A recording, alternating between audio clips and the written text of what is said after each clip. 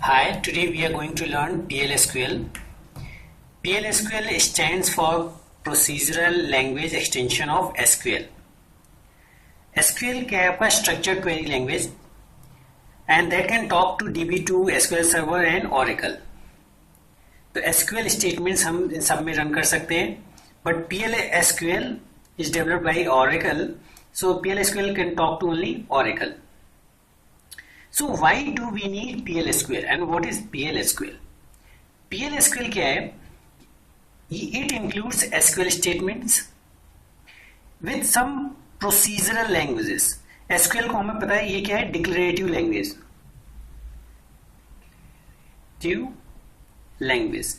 SQL declarative language, PLSQL क्या है? Procedural language with extension of SQL statements. तो why PLSQL?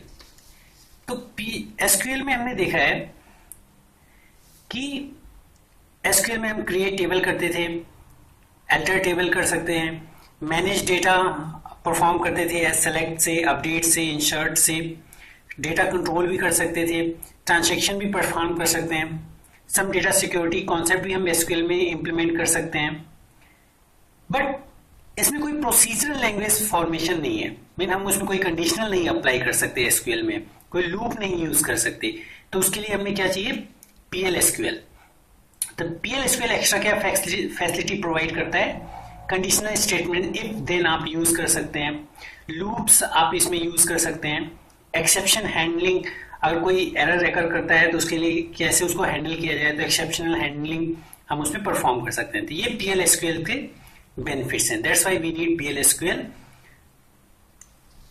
अब PLSQL क्या है? Oracle uses PLSQL engine to process the PLSQL statements. जो PLSQL statements होंगे वो किससे प्रोसेस किए जाएंगे? PLSQL engine से। अब PLSQL language code can be stored in the client system or in the database server side. तो जो PLSQL statement होते हैं वो आपके डेटाबेस सर्वर में भी स्टोर किए जा सकते हैं और क्लाइंट सिस्टम में भी स्टोर किए जा सकते हैं। और ये PLSQL जो है किससे प्रोसेस होते हैं? PLSQL इंजन से। अब PLSQL प्रोग्राम का देखते हैं कैसे होता है। PLSQL प्रोग्राम में आपको SQL स्टेटमेंट्स भी इंक्लूडेड होते हैं और ये SQL स्टेटमेंट्स किससे रन होते हैं? SQL इंजन से। ठीक है, नॉर्मली ये डेटाबेस साइड रहता है, डेटाबेस साइड ही ये आपका रन करता है SQL स्टेटमेंट। जबकि PLSQL जो आपके स्टेटमेंट्स होंगे वो प्रोसेस किए जाएंगे किससे? PLSQL इंजन से। ठीक है, तो अगर हम इसकी प्रोसेसिंग देखें कि एक PLSQL प्रोग्राम कैसे रन करता है, तो PLSQL प्रोग्राम पहले आप लिखोगे, उसको कंपाइल किया जाएगा किससे? PLSQL इंजन के थ्रू। अगर कोई सिंटैक्स एरर है तो वो एरर आपको दूर करना होगा, फिर से आप उसे कंपाइल करेंगे। अगर एरर नहीं है तो एक P कोड जनरेट होगा। P कोड आपको क्या बेनिफिट देगा कि आपको दोबारा को सेम रिजल्ट फाइंड करने के लिए आपको प्रोग्राम कंपाइल नहीं करना पड़ेगा, इसे डायरेक्ट आप रन कर सकते हैं। और इससे क्या है कि आपकी प्रोसेसिंग क्वेरी जो है फास्ट होगी। तो अगर कंपाइल सक्सेसफुली होता है तो P कोड जनरेट होगा और उसको आप रन कर सकते हैं। कई बार रन टाइम एरर आते हैं, तो रन टाइम एरर्स क्या होते हैं? ये डेटा डिपेंडेंट होते हैं।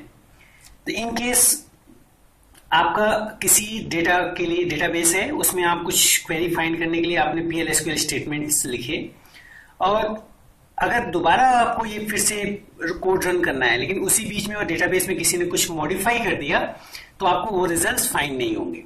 तो वो रन टाइम एरर्स होते हैं। अगर ये रन टाइम एरर्स नहीं एग्जिस्ट करता है तो आपका रन क्वेरी सक्सेसफुली क्रिएट हो जाएगा। अब PLSQL का प्रोग्राम स्ट्रक्चर कैसे होता है? तो PLSQL का प्रोग्राम स्ट्रक्चर अगर देखें तो उसमें एक डिक्लेरेशन सेक्शन होता है, एक प्रोग्राम लॉजिक सेक्शन होता है, एक एक्सेप्शन लॉजिक सेक्शन होता है। तो ये जो डिक्लेरेशन सेक्शन है ये ऑप्शनल रहता है, आप इसे यूज भी कर सकते हैं और नहीं भी यूज कर सकते, लेकिन प्रोग्राम लॉजिक सेक्शन आपका मैंडेटरी है, आपको लिखना ही है। इसको कई बार क्या कहते हैं हम? Execution section. ठीक है, और लास्ट है एक्सेप्शन लॉजिक। कुछ एक्सेप्शन अगर एकर करता है तो उसको हैंडल करने के लिए ये भी ऑप्शनल होता है। तो जो डिक्लेरेशन सेक्शन है, start with reserve keyword declare. Declare तो ये किससे स्टार्ट करते हैं? हम इसे डिक्लेयर कीवर्ड से। और प्रोग्राम लॉजिक को हम किससे कीवर्ड से स्टार्ट करते हैं? बिगिन से। ठीक है। और इसको एंड कैसे करते हैं? जो भी हम प्रोग्राम लिखते हैं उसको हम एंड से करते हैं। और एक्सेप्शन जो आपका है, एक्सेप्शन जब कोई अकर करेगा तो उसको किस कीवर्ड से स्टार्ट करेंगे? एक्सेप्शन से।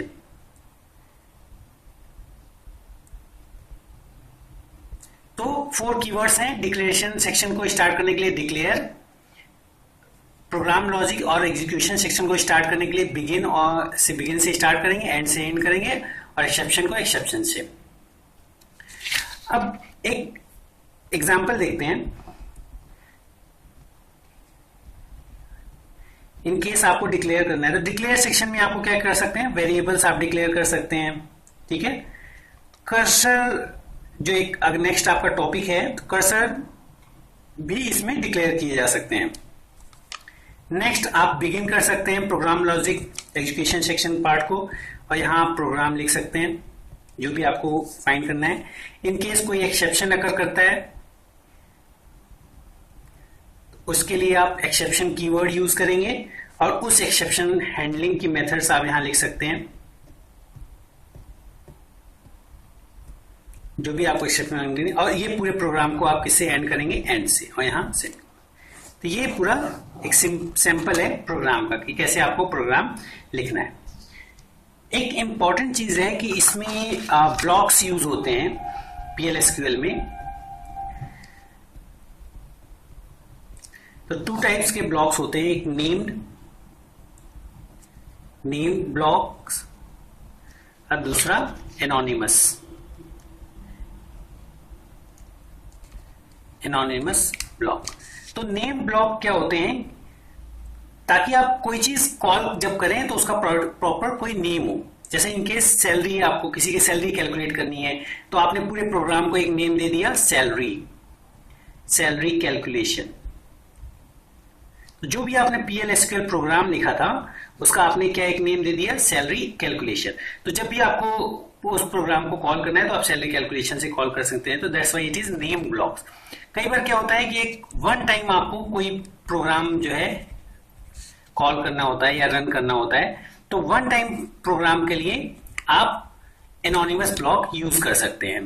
तो मैक्सिमम टाइम नेम ब्लॉक ही यूज होता है। तो एनोनिमस ब्लॉक जो है क्विक, आपको PL/SQL कोई क्वेरी फाइंड करनी है तो इस टाइम में एनोनिमस ब्लॉक यूज कर सकते हैं। अदरवाइज नेम ब्लॉक, तो नेम ब्लॉक में आप कुछ भी नेम दे सकते हैं। जैसे सैलरी कैलकुलेशन मैंने एक एग्जांपल लिया है। नेम ब्लॉक जो है इसमें ये इंक्लूड करता है प्रोसीजर और फंक्शन और पैकेजेस, PACKAG पैकेजेस। तो नेम ब्लॉक आपका ये 3 पार्ट्स इंक्लूड करता है। तो ये कंप्लीट बेसिक PL/SQL है जिसमें हमने PL/SQL प्रोग्राम्स और PL/SQL क्यों हम यूज करते हैं ये हमने देखा। Thank you.